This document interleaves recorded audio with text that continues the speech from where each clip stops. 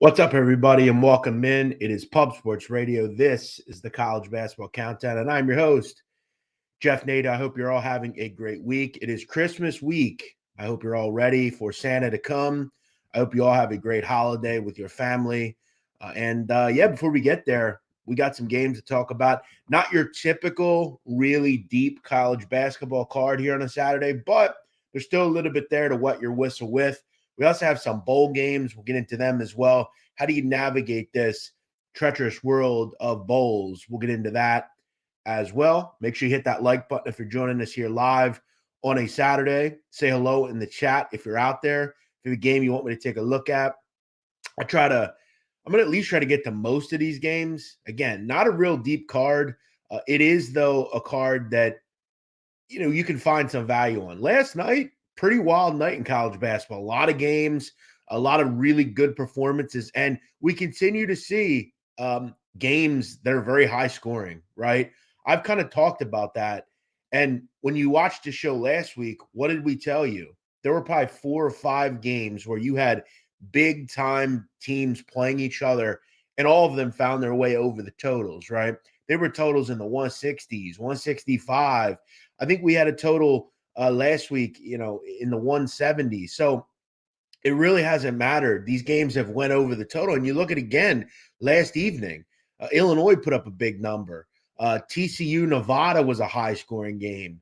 It's just a lot of these games that we think of and we think are kind of the marquee matchups. Keep in mind, those 2 matchups I just told you, as far as on the card, they were probably the best matchups, you would say, or one of the 3 best matchups.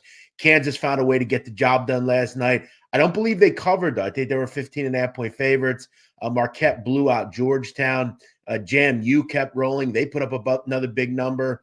And I'll tell you what, Clemson last night, I think they had 66 at the half. They put up 109 on Queens University. And I had a play last night on Baylor in the first half, minus 23.5 against Mississippi Valley. We're up by 30. They go on to win 107-48. Yes, they won by 59 points. Crazy. Let's get into today's action here as we welcome you in. We will start saying hello with some people. Chosen One, he has been a member for 1 month. Well, thank you, Chosen One. Cheers to you. If you want to become a member on Pub Sports Radio, all you have to do is on your computer, hit the join icon. Sadly, you can only do it on your computer. You cannot do it on your phone. It's a weird quirk of YouTube. However, please become a member. If you'd like to donate to the channel, we would greatly appreciate it. Feel free to do that. And really just hit that like button. We appreciate it. Julian Cesario, what's up? Justin McElvey. Billy, Joe Hill, is this big man's going to tell me to kiss the ring? That's a big man 1 cup of Michael's games. I'm not sure what you mean there, but yes, kiss the ring, bro. Canes Nation, what's going on? Merry Christmas to you as well. Ryan says, why do you berate your followers on Twitter? Because there are certain people that are fucking ignoramuses. That's why. People like you, Ryan. And generally, you got to make a stupid person look more stupid. Ian Shaber, how are you? Brian Waite says West Virginia should cover easily. Well, we're going to talk about that game. It's in the little rundown. But let's get started here on a Saturday. We will start up at the top. This game goes in about an hour and a half from the Prudential Center in Newark. This is not a home game for Rutgers. This is a neutral site game in Newark. We got Mississippi State headed on the road to take on Rutgers. They're headed on the road. Both these cities are headed on the road, but this is more of a quasi-home game for Rutgers. Understand, Rutgers University is in New Brunswick. It's about a 20-minute train ride to Newark. It's a straight shot. It's very easy, but you got to go and get on a train and leave your campus. But for anyone that isn't kind of from this vicinity, I've been to the Prudential Center several times. When you get on the train and you're going into New York, the Prudential Center at Newark is your last stop before you go into New York. You can see it from the train station. It's right there. This is a really easy trip, and it's, like I said, a quasi-home game. 15 minutes it takes to get there. So let's talk about this game, because Rutgers has kind of been a different team ever since they got this kid, Michael Davis going. He's been a factor the last couple of games in a win against Seton Hall. This 6'2" freshman's been big for them. He's kind of given them a little bit of an extra oomph on offense, which Rutgers always needs, right? They're not exactly an elite offensive group by any means. So I feel like he's a guy that can kind of give you a little bit of a push in a game like this. Rutgers is a team that, has some talent. Look, this isn't the group that had, Ron Harper a couple of years ago, but, there's still some solid players here. They're still a very good defensive team, which, again, is a normalcy under Steve Peichel. Still play very slow. They have turned it up a little bit offensively this year, but again, I think that really just has more to do with some of the opponents they've played.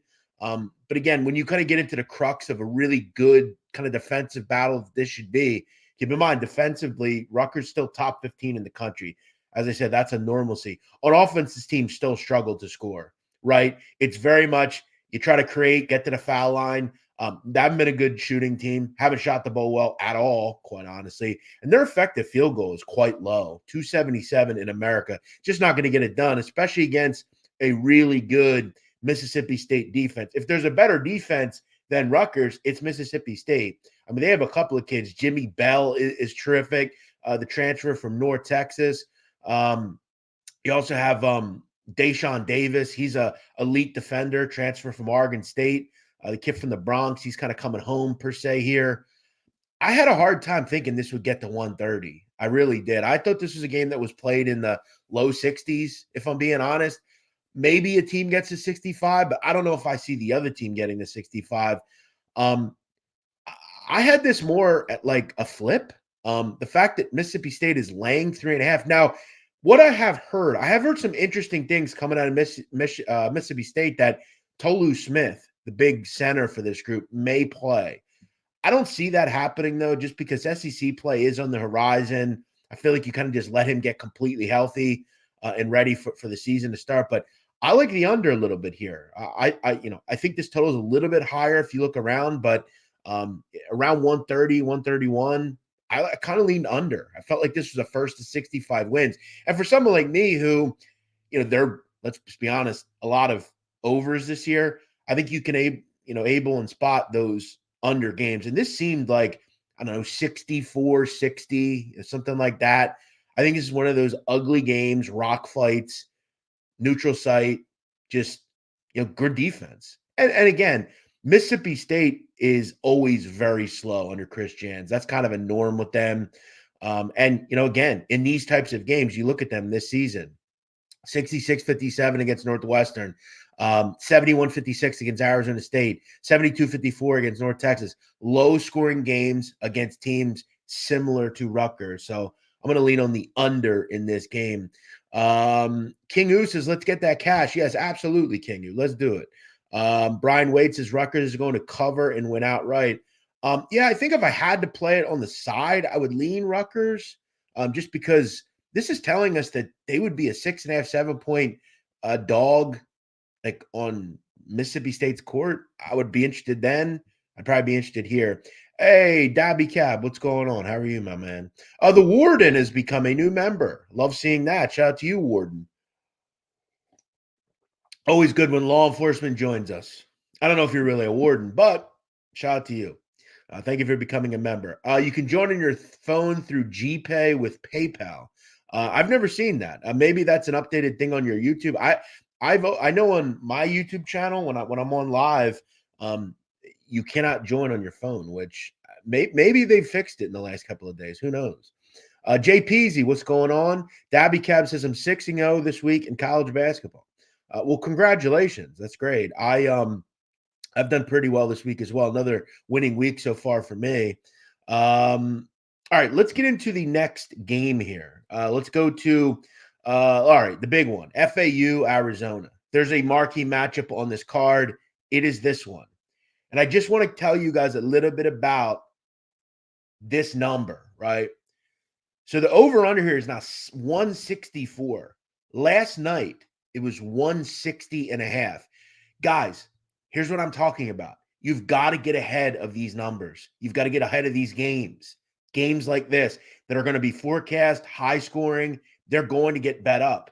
Because in the past, And this is what makes me really believe we've got something here with these high-scoring, high-profile games.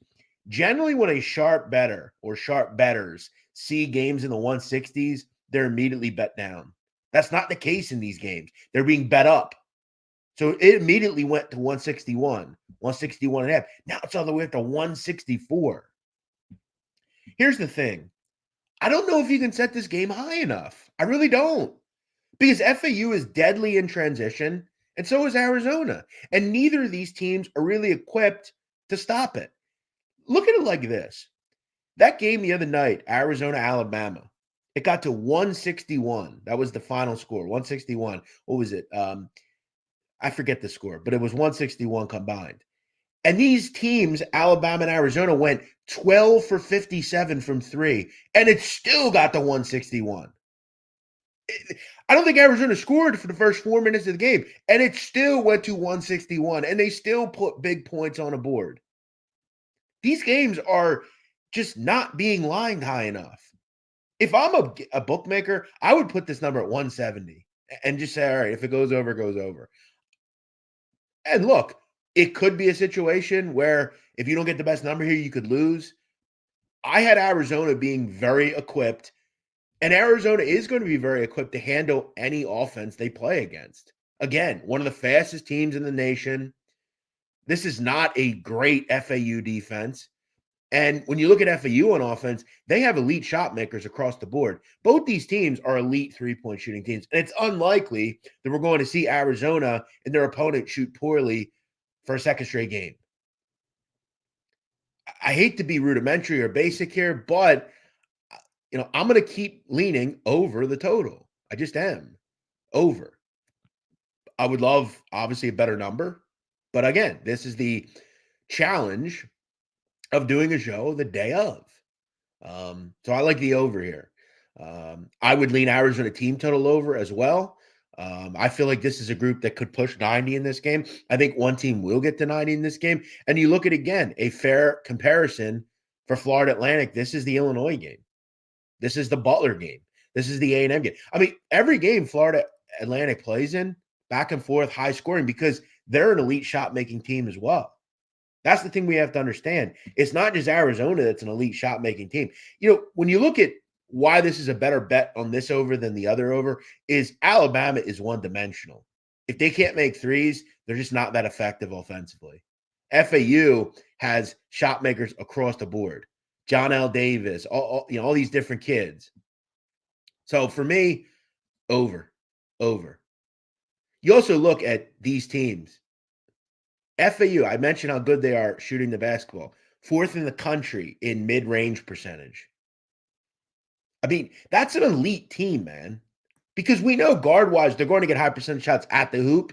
But if you can step out and hit the three and step up and hit the jump shot, they're an elite team on offense. They just are. Over. All right. Kyle Hintlian says, I started my tat yesterday. Okay, so if anybody that doesn't know, this individual, Kyle, is getting a tattoo of me on him. I've urged him not to do that. However, he feels the need to do it. So I hope you send me a picture when it's done. Again, I don't think I'm important whatsoever, but I appreciate you being a fan, bro. Seriously. Please don't do it. I'll urge you again. Don't do it. But, I mean, how are you even going to describe that? Oh, I got a tattoo of this kind of chunky Albanian idiot guy on YouTube that, according to some people, berates all of his followers. Or, like, what do I even do? When someone asks me, what do I do for a living? I just say, I'm in media. I don't really know how to describe it. I have a podcast where we talk about the most depraved people on the planet, and sometimes we do a little college basketball handicapping and football. It's weird. Julian Cesare says, I'm planning on rolling to San Antonio in March. I would think you're talking about the big bash that Pulse Search Radio has. That's pretty cool. Well, there we go. Oh, look at that. Pubbapalooza. That's a cool There we name. go. Yeah, Pubbapalooza, yearly event. This is the third Pubbapalooza. It's a beautiful thing. And, Jeff, the best part about it, that weekend, first weekend of March Madness. Oh, really? Yep, first Oh, wow. weekend. So we're gonna have everyone at the bar, gambling and shit. It's a good time. Jeff, of course, you're welcome to come as Okay, well. It's so a great time. I'm going to announce this right now. I will be at Pub Sports Radio Pubbapalooza. Now, some people will have to patch up things with. I know some of us have long histories together. That said, we're all new, and if you want to come meet me, I will be there. I promise. I love San Antonio. I was there in 2018, long time ago. I Yep. was much fatter than I am now, and we went to the Final Four. Jeff Slaughter brought me and a dear friend of mine down. It was ideal. It was great. It was one of the coolest experiences in my life. And I will say, and I mean this, I've never lied when it comes to food. I would be hard pressed to find a better burger in America than the one at Jeff's location, Yep, Southtown shout out to 101. Southtown. Yeah. Yeah, and you can see, by the way, you could also see Kyle Hitlian's tattoo in person, Jeff. Is he going? Okay. Well, Yeah, good. Kyle Yes. Hitlian. Yeah, he's Airbnb in it. All right. So maybe I'm going to get with Slaughter on this and announce that I'm coming to this because maybe we can get some people to actually come and maybe they even pay to meet me. No, you don't have to pay to meet me. But that said, let me ask you, what do we do at things like this? What goes on? Well, it's a beautiful thing. In the past years, they've been, kind of scheduled events and such. This year, it's going to be kind of more free range, which is nice. There's a poker tournament at the bar on the weekend. Probably going to be Friday night, so there'll be a fun poker tournament. Everyone puts in $100. I'm the money bitch, so I go around collecting it and winner and take all, et cetera, et cetera. It's a fun time, Wow. tournament style. And then obviously we get the thing on Friday. We get the tournament going on Friday, so then they pay to keep a table for the rest of the weekend. So cash games go on and such. Saturday, I believe there's a Spurs game, a Spurs Suns, and everyone wants to see Wemby and such. So I think a lot of people will be doing that. And then Sunday we hit Retama the horse track, and we bet the ponies. Obviously there's no ponies running live, but it's great because we kind of take over the whole building. Oh, that's great. We shoot some life in there, and we take over. And it's a good time. So yeah, That's and great. March 22nd to the 24th. Some people are getting there earlier. So, like I said, that Thursday is the first day of college basketball, or March Madness, I should say. So a lot of people are coming in then a little earlier. So highly, highly recommend. Great times. Yeah, I like I said, I wasn't there for Pubbapalooza. I actually go back to when Jeff Slaughter did not have Pub Sports Radio. There was no Pub Sports Radio when I met Jeff. In fact, the studio that I believe they have there, that room was just a little it was sitting area. Like I would go in there and sit and watch games. Like that's how far I go back with Jeff. So yeah, I will be there. I'm looking forward to it. Thank you for giving us a little rundown. That should be fun. I guess where would someone go if they want to go to that and they're not? Let's say they're here just from following me or something, and they wanted to go. Where would they? What would they do? There's not like a sign up process. Just come Get in on touch with down. me. Get in touch with me, and I'll help. I'll help. Yeah, just come on down. People are renting Airbnbs, to split it. You just kind of get hooked up with whatever. Hotels are a little expensive. That's why we say Airbnbs. But yeah, it's a fun time. Just come on down, and we'll be at the bar basically all weekend. Let me just say this: I'm too bougie to do that. I get my own. Accommodations. However, sure, maybe I'll come by to your Airbnb and hang out. We'll have a beer, or just meet me at the bar. I don't want you in my room. Yeah, that's probably a better idea. Unless you're a female and you're like a 10, I'm good. Yeah, hey, let me tell you, females come to this event. So shout out to the pub ladies as well. Shout out to the pub ladies. Well, beautiful. I'm looking forward to it. All right, let's get back to these games. Thank you to Jose for coming on and giving that rundown. That should be actually pretty fun. I'm definitely going to go to that. Maybe I'll be a guest of honor, if you will. I don't know how wanted I'll be there, and I don't really know that many people, at least in this universe now, but I'm welcome and excited to see a lot of you.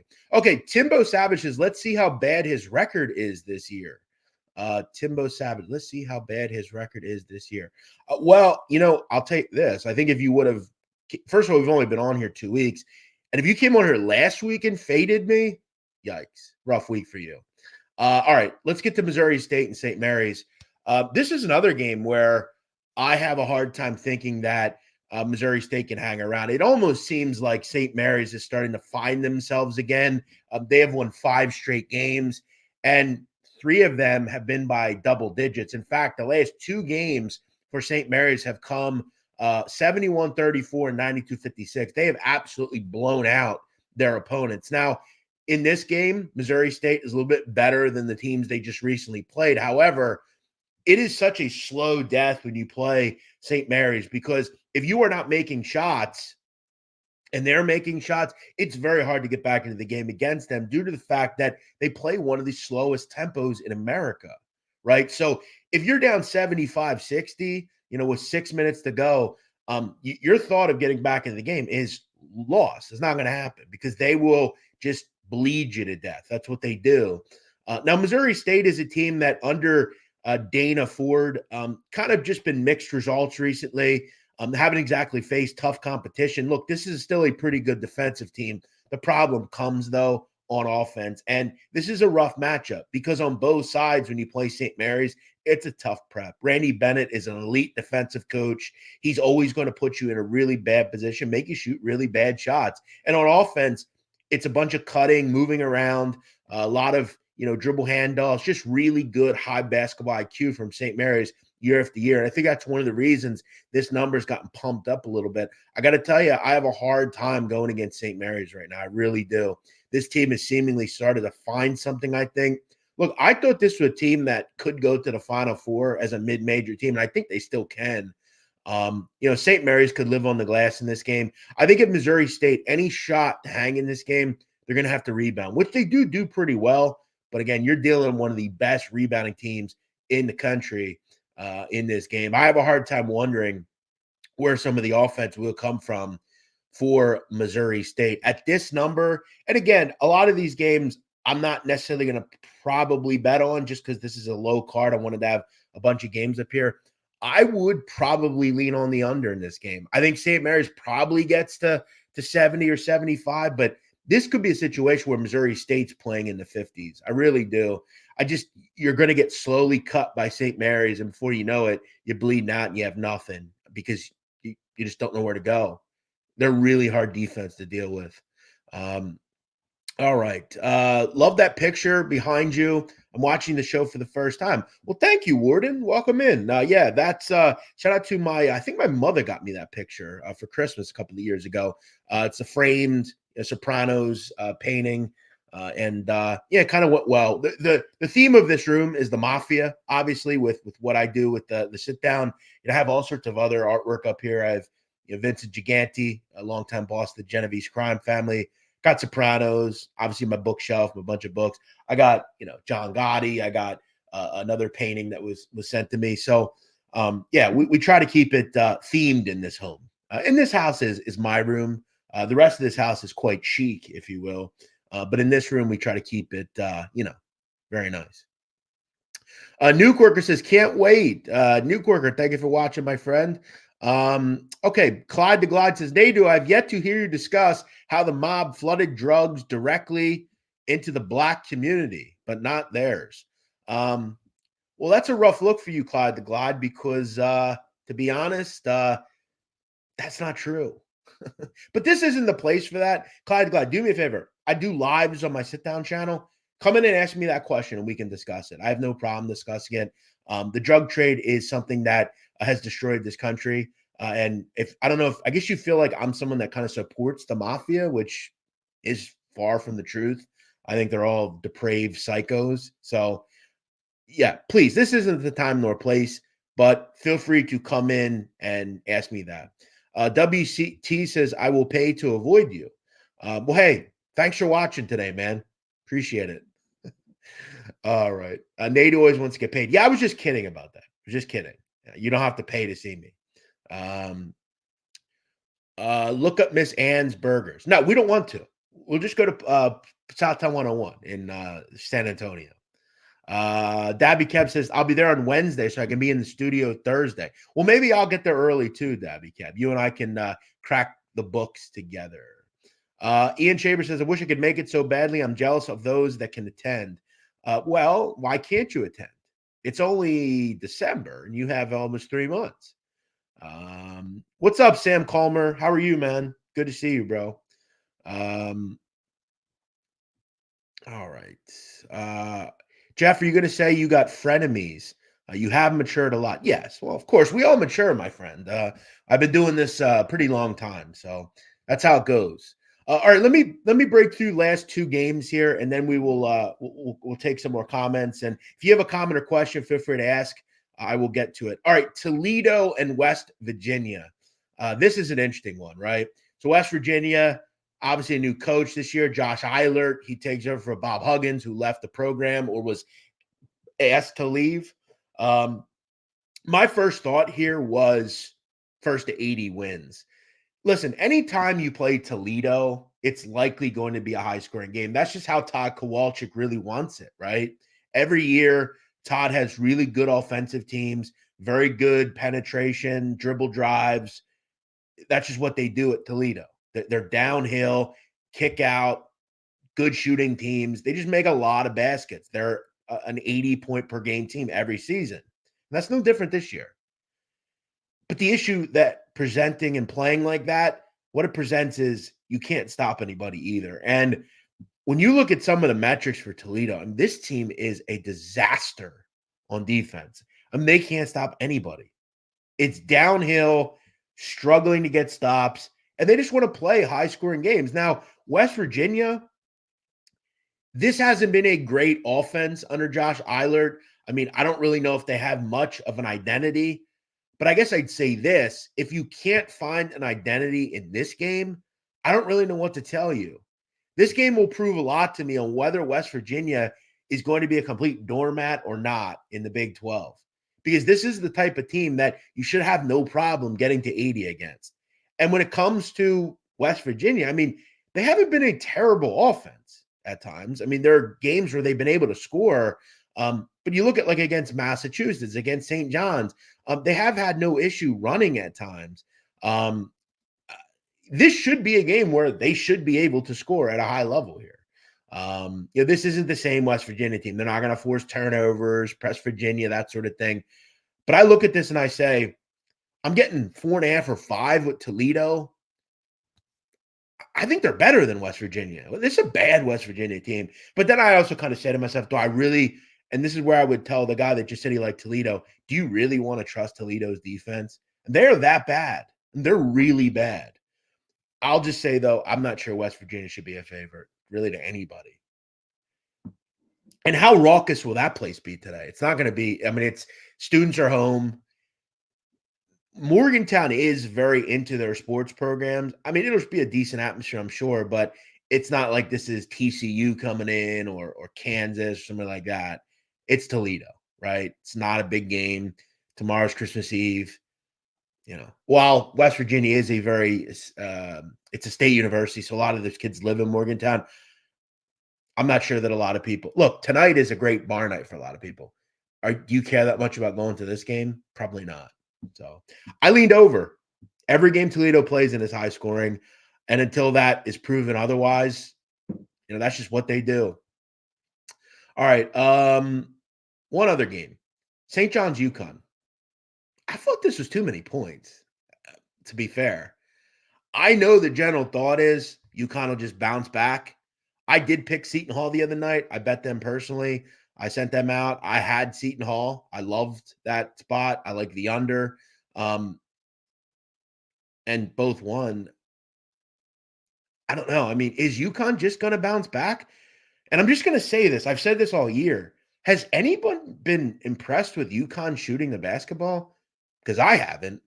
And you look at the other night, same old issues creeped up. 4 for 21 from 3. It's not like you're playing the same old St. John's team. This is a better team than the ones over the years. And throw in the fact Donovan Clingan may not play in this game. He was injured the other night in that game.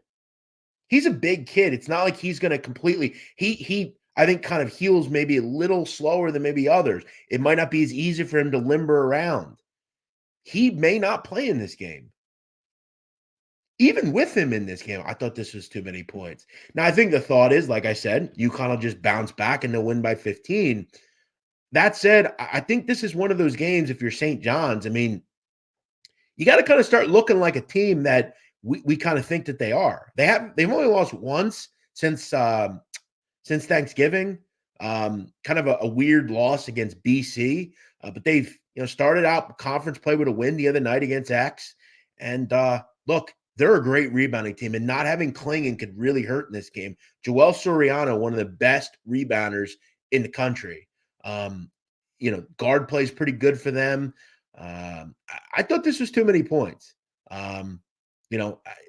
When you are getting double-digit points and you can make threes to the level that St. John's can, it's hard to blow you out, especially without your top player, possibly in Klingon, and the issues that Yukon continues to have at times offensively. So, you can chop around. I think you probably find a 12 or 12 and a half in this game. I lean St. John's a little bit. Not incredibly deep card today, guys. I will take a question or two if we have them. I wish you a very safe and happy holiday. Thank you, Nate Dogg. Same to you. Who else do we have in here? Clyde the Glide says John Gotti was anti-black. Look, why are we having these conversations, Clyde? Please come to my sit-down show. I'll talk to you there about this. This is not the time nor place. Nunya, how are you, Nunya? Thank you for watching. M. Za says, Southern Miss is getting what I consider a light number of 9. Talk me down. Well, no, I'm not going to talk you down because I agreed. I thought that number was kind of a little low, if I'm being honest.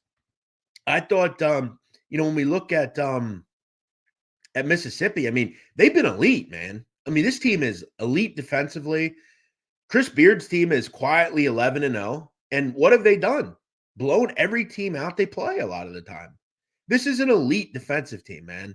They have a bunch of great athletes. They're not going to make it easy on you. They're another team where if you get down in the game against them, you're going to have a lot of trouble scoring and getting back into the game because they're going to play slow. They're going to make it really difficult in the half court to play against them.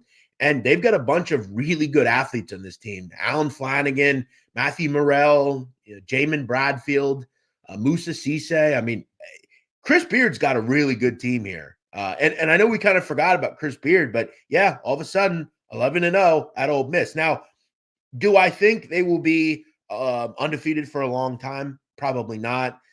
Keep in mind, Ole Miss has played the overall 271st schedule in America. There are 362 teams. So they haven't exactly played a murderer's row schedule. However, yeah, I thought this was a little light, anything under 10. All right. All right. I'm a history buff, but that's reckless saying they didn't flood black communities with drugs. The government flooded the black community with drugs, Clyde. What are you on about, bro? Do me a favor, please. I'm asking you. Stay out of this chat with that stuff, all right? I'm not saying I agree or don't agree with you.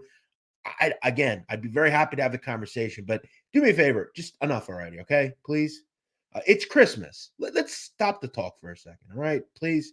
This is not, again, the time or place for it. And again, if you have an issue, talk to the government, dude. Like, why are you getting mad at me? I don't get it. Why be making an appearance at JB? Who's JB? Oh, Jason? I don't know. We'll see. Chai Pick says, enjoy your Xmas. Keep it the hard work. Yeah, same to you. Thank you, brother. Hell yeah, Nadu. We're gonna make some killer March Madness content. Hell yeah. Billy Friedrich says, do you like I like St. Mary's first half, Mount St. Mary's. Yeah, I don't have any interest in back in Mount St. Mary's, my friend. That's just a team that isn't very good. Now look, LU Brooklyn's not good either.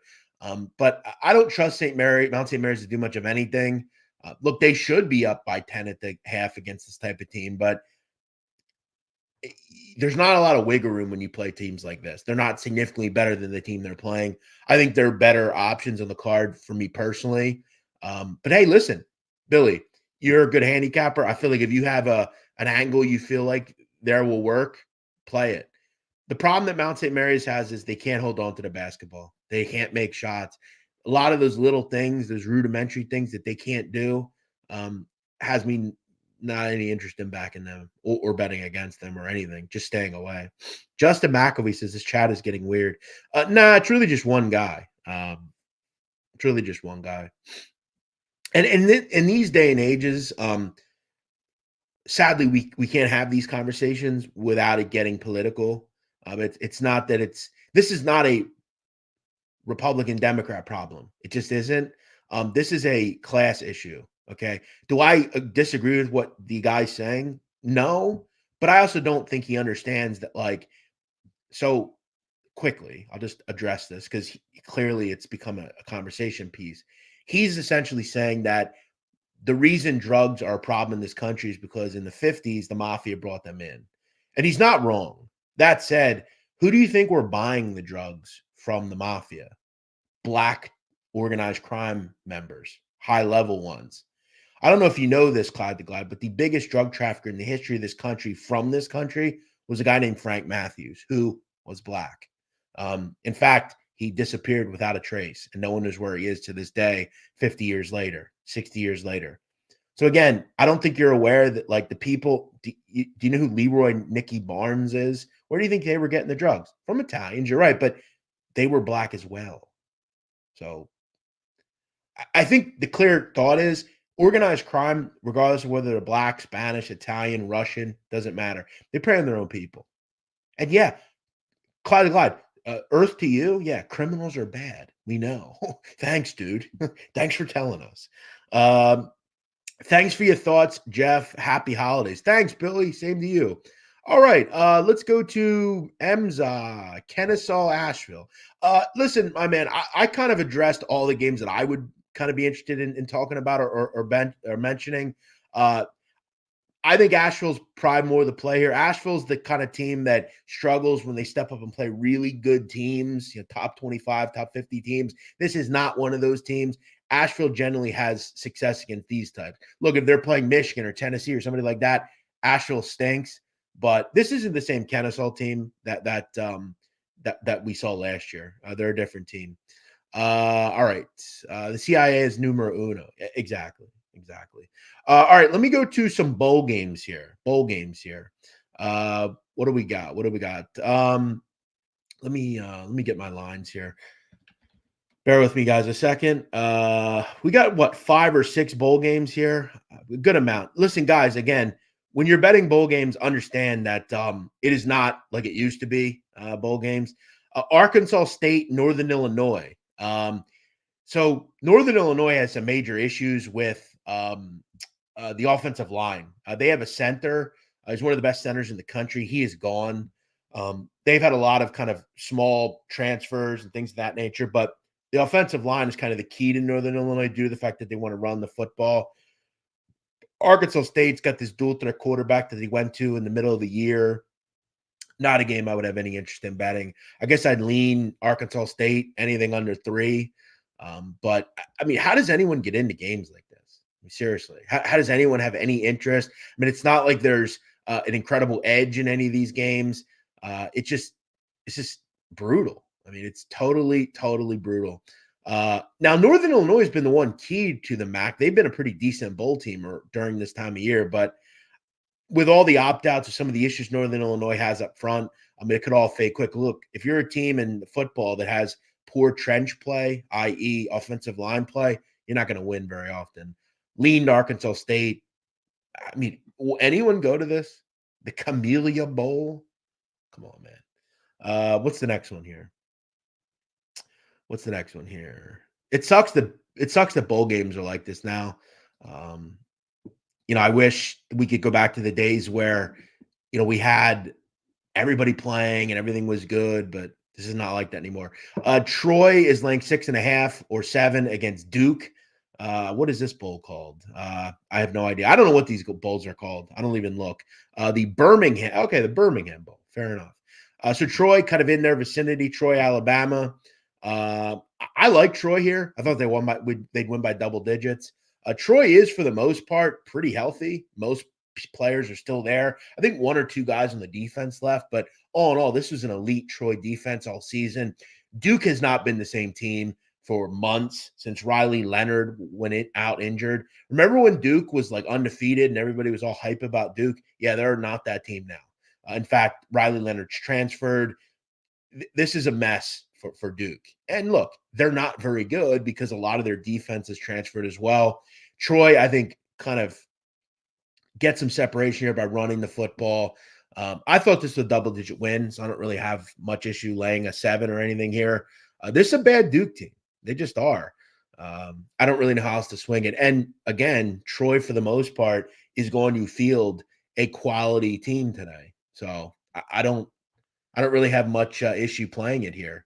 Expect Kimani Vidal to have a big game, the running back for Troy.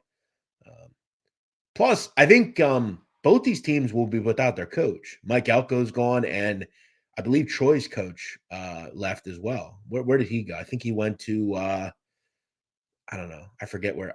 Tulane, I think. I believe. I could be wrong. So yeah, I would definitely lean Troy. JMU and Air Force. Well, this is a weird game. So JMU, this is the Armed Forces Bowl. I believe this is in Texas somewhere, Dallas possibly.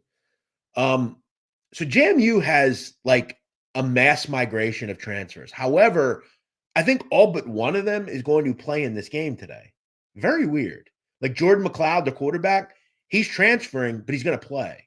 So I think what we're seeing here is most kids are leaving JMU because Kurtzen Yeti's gone, and this crap that they can't, contend for a title for another year or so. A bunch of kids are leaving, but they're going to play one last game and try to finish the season out on a high note and get some sort of hardware. Air Force, top running back's out. He left. And I believe their quarterback may play today, Zach Laurier, who has been out for a while with an injury. Makes them a little bit more dynamic. So here's the truth. When you play JMU, I guess at full strength, which for the most part they'll be, if you cannot throw the football, you're not going to move the ball. They have the best rush defense in America. It's not close. It just isn't. And they're more dynamic offensively to me than Air Force. I thought this number was probably a little light. Air Force just wasn't the same team they were at the beginning of the year. They really tailed off towards the end. They had that really bad performance against the Army where they only scored 3 points. Is Laurier is he out there? May or may not be. I felt like for me, JMU just has that pass ability. They can move the ball through the air. And Air Force cannot exploit. I think if there is an issue with, and listen, it's not an issue because JMU is, I think, top 20 or top 30 in pass defense. They're not as elite as they are against the run, but they're still an elite defense. This is essentially a flip. To me, I would go with JMU here. Any news on Air Force's quarterback? I haven't found a bunch. From what I've heard, he's playing, but I don't know exactly. Georgia State, Utah State. This would be a complete pass for me. This is the Idaho Potato Bowl. Utah State, obviously, a little bit more, able as far as this isn't, I think, as bad a travel as it would be for like a Georgia State. I think if there's one thing to look at here, I would lean Utah State for that. I talked to a guy. I talk to him every once in a while. He's a fan of what we do here on YouTube and some of the other stuff. And he used to play cornerback at Maryland. Played, it was probably about 10 years ago. And I used to talk to him just kind of picking his brain on like just football. And he's a gambler now. He plays a lot of gamble. He does a lot of gambling. And I asked him, I said, did you ever go to a bowl game? And he's like, yeah, I went to a few when I was at Maryland. I said, what was the most lively place you went you never would expect? And it was kind of a crazy atmosphere, And he said Boise, weirdly enough. He said it was a crazy town. It was a lot of fun. He said they had a good time. And I always think back to whenever I see this bowl, and I wonder, like, what's the headspace like for a Georgia State team, right? I know college football is a lot different now. A lot of kids coming in from all these different places, but Georgia State doesn't exactly get those types of players. Going out to Boise, it's not something they do very often. Going out to a more elevation type area. I think Utah State's a little bit more able to handle this type of atmosphere. And listen, when you go to a bowl game, when you go to a place that's not familiar to you, whether it's like tropical or just different, it's hard, right? So I think Utah State's got a small advantage there. That said, though, Cooper Legis ain't playing for Utah State. Generally that system that Blake Anderson runs, any quarterback can come in and run it. So I'm not real worried about that. I'd probably lean Utah State anything under a field goal.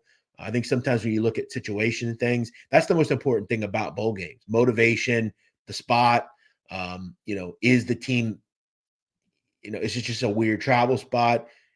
Georgia State, who's in Atlanta, going to Boise, kind of a weird spot. So I lean Utah State here. Let's finish out the bowl games here. I think we got a few more here. The other ones are South Alabama and Eastern Michigan. Whoa. This is a wild one. Okay. This is the I don't even know. What bowl is this? What's this called? Jose, do you know? The BBVA Compass Bowl? Is that what that is? I'm looking it up right now. I thought it was the Armed Forces Bowl, but we just did. Don't worry about it. So, it's not important. It's all good. Okay, South Alabama. This is a home game for them, basically. It is in Mobile, which is where South Alabama is. For anyone that doesn't know that, by the way, Mobile, very underrated. First 48 location.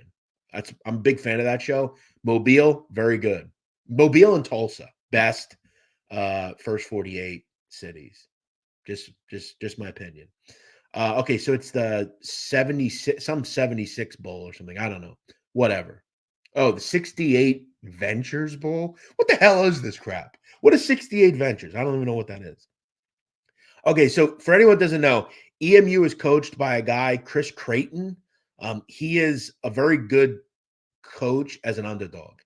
The problem is, I don't know who the hell is starting at quarterback here for EMU. I don't.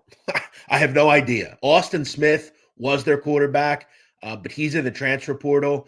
They've got a couple of kids on the roster, but they've combined for 54 snaps in college football. So what do we know? We know that South Alabama's pretty good defense. EMU's probably not going to move the ball in this game. They don't move the ball to begin with. They were one of the worst offenses in the country with Austin Smith. Now they don't have him. So they're not going to move the ball, right? Defensively, they got a couple of kids out, but they're still, I think, a decent defense. I don't know if Carter Bradley's playing for South Alabama. I know he's had a knee injury, but I think Gio Lopez is capable. Then again, you're not going to have LaDamian Webb in this game, one of the best players that South Alabama has at running back. He was really dynamic. I lean under in this game. I mean, EMU is one of the best under teams in the country, and I will just keep saying EMU getting 17.5. Chris Creighton is really good as an underdog in his career. He always has been. Now, look, I'm not going to lay points with him, but he's been a good dog over the years. So something to keep in mind. But yeah, at 44.5, I would lean under the total. It's just something that I think you have to kind of look at. I don't know where all the offense is going to come from in this game, especially if Carter Bradley doesn't play. EMU's back down to a third or fourth string quarterback. Look, if you're a third string quarterback at EMU could get shut out. It wouldn't surprise me. I like the under 44.5. Final game. I believe this is the final game. Christ. No, we have two more games. Fucking hell. Utah Northwestern is the next game. This is the Las Vegas Bowl. Boom. Glitzy glammy. We love to see that. Okay, so here we go. Transfer portal. Bryson Barnes is going to play in this game. He is in the transfer portal, but he is going to play. So that's more confusing. Couple of kids out, but I don't know if it's that important. Utah should have most players here. However, they did lose a couple of guys to injury, especially Jonah Ellis, who's one of their best defensive linemen. So here's what I gather from that. Utah will probably move the ball. Probably not going to be as good defensively as we remember them being. So there you go. Northwestern, what's their status? Look, I will just say the fact that Northwestern's in a bowl game, you got to give them a lot of credit. I mean, they had a lot of shit that happened before the season with Pat Fitzgerald. This was a rough roster to start the season, but here they are. And for the most part, Northwestern is really healthy. They have very few people out. The only person that is a notable player that will not play for Northwestern is their left guard, a person called Josh Preeb. He's not going to play in this game. But other than that, they're pretty healthy. I give Northwestern a bunch of credit, man. This is impressive what they've been able to do. I thought they were, probably a couple of win team. The fact that they won 7 games this year is super, super, super impressive. I give them a lot of credit. And what a wild game it was to end the season against Illinois. Ben Bryant's been a good quarterback for them. The transfer from Cincinnati. Ben Bryant was behind Desmond Ridder at one point. Kind of interesting. He's found a home at Evanston. But here's the thing, and this is always something I look at. There is no better coach in America in bowl games against the spread than Kyle Whittingham. And I will never fade him in bowl games. I just won't. It is something that I will always bet on. Years ago, Bill Snyder, Kansas State coach, horrible in bowls. Never won, never covered, just brutal. Kyle Whittingham and this Utah team are still very good. They got their boy Bryson Barnes at quarterback. For me, anything under touchdown boded well for me here. I don't think Northwestern is that same great defensive team. I mean, they got destroyed by Josh Paddock. Didn't exactly play a murderer's row offensive teams this year. And for the most part, when they stepped up and played real teams, they struggled defensively. I think Utah's better. I think Kyle Whittingham is a group that I would never fade in a bowl. He's that good. I wanted to get his ATS numbers here up. Bear with me. Hang on one second. I want to say he's like just super high level. 10-6 against the spread, which again, not going to be the best percentage, but for the amount of games, I mean, that's what, 50, high 50s%. That's a good person to back in a bowl game. Just is. It's rare you have that amount of games, 16 game sample size in the bowl. He's covered 10. I mean, that's pretty good. One of the best. All right. So yeah, I lean Utah in that game. Anything under a touchdown. Final game. Thank God. Final game. Coastal Carolina, San Jose State. This game's interesting. This number was 10. It's now down to 8.5, 9. I felt like this was probably a pretty fun back and forth game. Coastal Carolina is in a good spot because a couple of their quarterbacks have transferred, including Grayson McCall, but all their quarterbacks have seen quality snaps this year. Even their third-string quarterback, Ethan Vasco, has more snaps than their second-string quarterback, Jared Guest. So they have three quarterbacks that can move the ball. That said, I think Coastal's defense struggles considerably in this game. I didn't think they were very good to begin with. They're starting linebackers out. One of their cornerbacks and safeties are out. They've got a couple of guys back. Their best nickel corners out. I think Chevin Cordero will move the ball in this game. San Jose State's been kind of a they came out of nowhere. I mean, they struggled to start the season, but Brett Brennan's team really got going kind of to end the year. I think my first thought was over the total.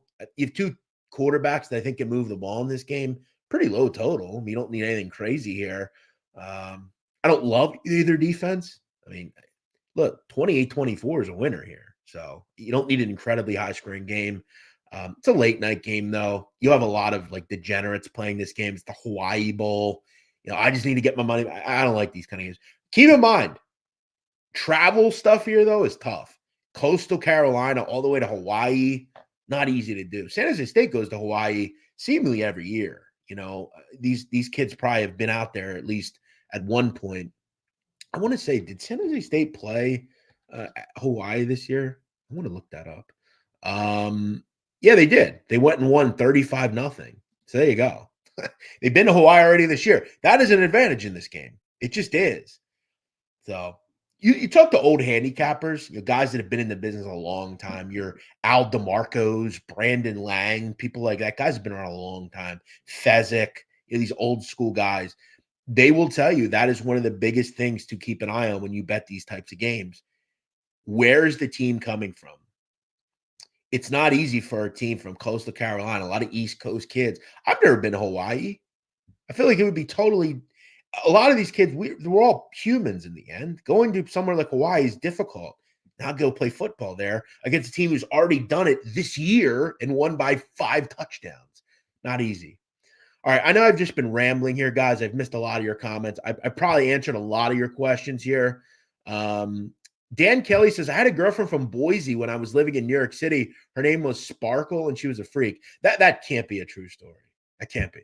That can't be a true story. However, if it is, shout out to you. But yeah, I think you're right. Boise's a crazy place. It just is. All right. You can't beat the Pop-Tarts Bowl for names this year. Agreed. I agree with that. What are my thoughts on Providence today? Two good teams in the Big East. I don't really have any interest in betting on either of them. I still think we're kind of getting there with who those teams are. I don't think Providence is as good as they alluded to last game, the game they won. And I don't think Butler's as good as maybe they've indicated. That's probably a close game either way. Boy, did I sleep in. Morning, Jeff. I'll be going back to watch the whole show. Well, sounds good. I appreciate that, Kelly McGinnis. Thank you for watching. All right, guys, I'm going to wrap this up. Junior Duanos, happy holidays to you as well. Guys, I want to say to all of you, happy holidays. I hope you enjoy your Christmas. I hope you enjoy time with your family. It means a lot for, I'm sure, a lot of you and for all of us. You know, I know for me, it's not going to be the same this year without my dad, but, you know, he'll be with us in spirit. And, you know, he always loved Christmas. So if you have all your family, make sure you value them. You never know what you have until it's gone. So you have all a great day. We will be back next Saturday for another college basketball countdown. We'll have a big card to bet on. And I wish you all the best. Let me just kind of go through and rattle off just a couple of plays that I thought about. FAU Arizona over. Definitely like that one. Toledo West Virginia over. Definitely like that one. And Rutgers Mississippi State. I like the under a little bit there. You'll have a great day. Thank you for watching. As always, if you need me, you can follow me on Twitter at Jeff Nadu, at Jeff Nadu. Have a great day. We'll see you next week.